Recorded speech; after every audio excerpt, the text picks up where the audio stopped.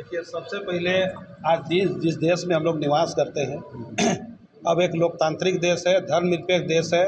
और जो हम लोग बार बार सुन रहे हैं, भारत देश के प्रधानमंत्री केंद्र में जो सरकार है उसके द्वारा बार बार सुनने के लिए अच्छा नहीं लगता है। वो शिक्षण संस्थान की बात करते,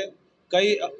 अस्पताल की बात करते, तो उनके द्वारा घोषणा की जाती है कि पूरे देश में हम 12,000 मंदिर बनाएंगे, तो देश को बेरोजगारी की ओर ढकेल रहे हैं। इसलिए आदिवासी समाज निर्णय लिया है कि हम विकास की राह में चलेंगे और हम इंडिया गठबंधन को सपोर्ट करके इस बार हम उसको सत्ता में लाने का काम करेंगे। दूसरी तरफ हम लोग देख रहे हैं कि पूरे देश में आदिवासियों पे जिस तरह अत्याचार किया जा रहा है, जिस तरह हमला किया जा रहा है, प्रहार किया जा रहा है, जिन पुरखों ने शुरू से जल जंगल ज़मीन की रक्षा की है, जिनके द्वारा देश की आज़ादी की लड़ाई की नींव रखी गई,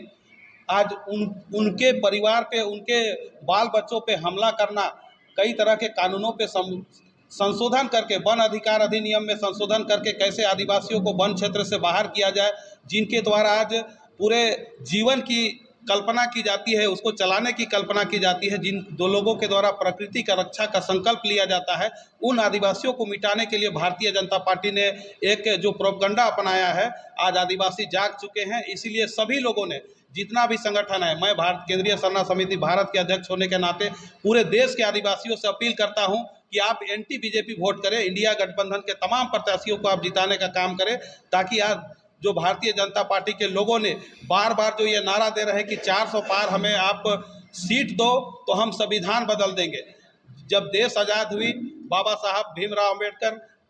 मरांगोम के जयपाल सिंह मुंडा, ऐसे कई सदस्यों के द्वारा इतना साल में मिला के देश को चलाने के लिए जो संविधान बनाया गया, आज उस संविधान का हनन की बात की जाती है, जिसमें उस संविधान में आदिवासियों का आरक्षण की बात कही गई है, स्थानीयता की बात कही गई है। देश आज़ादी से पूर्व हमारे पुरखों ने लड़ाई लड़के कई कानून, हमें CNT एक्ट, SPT एक्ट जैसे कानून को दिए हैं, उन कानून को खत्म करने की बात कही जाती है। तो आज हम कैसे एकजुट होंगे, कैसे अपने लोगों को बचाएंगे, इसकी चिंता हम आदिवासियों को है। और आज हम लोगों ने शनिवार को एक विशेष बैठक रखा था। उसी बैठक में हम लोगों ने निर्णय लिया है कि प्रेस कॉन्फ्रेंस के माध्यम से आज पूरे देश के आदिवासियों को आज हम लोग अपील करेंगे कि इस तरह का सरकार यहाँ नहीं चलेगी। जिन सरकार के द्वारा एक गैस देके जो 400 दाम था, आज उसको 1000 से ऊपर दाम करके लूटने का काम किया जा रहा है, वैसे सरकार हमें नहीं चाहिए। आज हमारे युवा पढ़ रहे हैं, लड़के लड़कियां पढ़ रहे हैं, आज रोजगार के लिए भटक रहे हैं, आज प्राइवेटाइजेशन किया जा रहा है,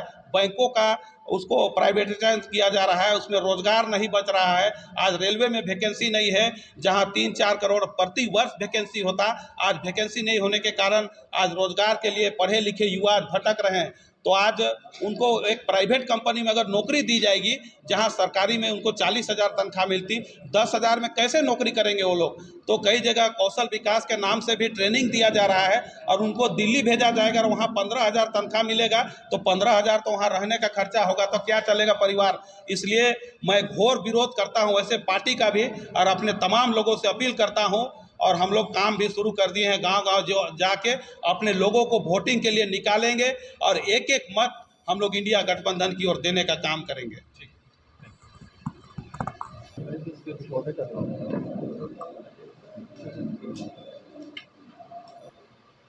आज प्रेस कॉन्फ्रेंस के माध्यम से लोग सारे सामाजिक संगठन और धार्मिक संगठन बैठे हैं और लोकतंत्र के महापर्व में हम लोग सामाजिक संगठन गठबंधन के साथ हैं, क्योंकि अभी जो घोषणा पत्र आई है कांग्रेस की तरफ से और बीजेपी की तरफ से घोषणा पत्र है, आकलन करने पर पता चल रहा है कि कांग्रेस के घोषणा पत्र में तमाम उन मुद्दाओं पे बात की गई है, जिससे कि एक जो समाज में, आदिवासी समाज में भी वन भूमि पट्टा का अधिकार कैसे मिले, एक नारी के न्याय के सम्मान कैसे मिले, युवाओं को बेरोजगारी, युवाओं को कैसे रोजगार मिले, तमाम मुद्दाओं पे बात की है। और बीजेपी के घोषणा पत्र में सबसे पहले लिखा गया कि हमारी सरकार आएगी तो UCC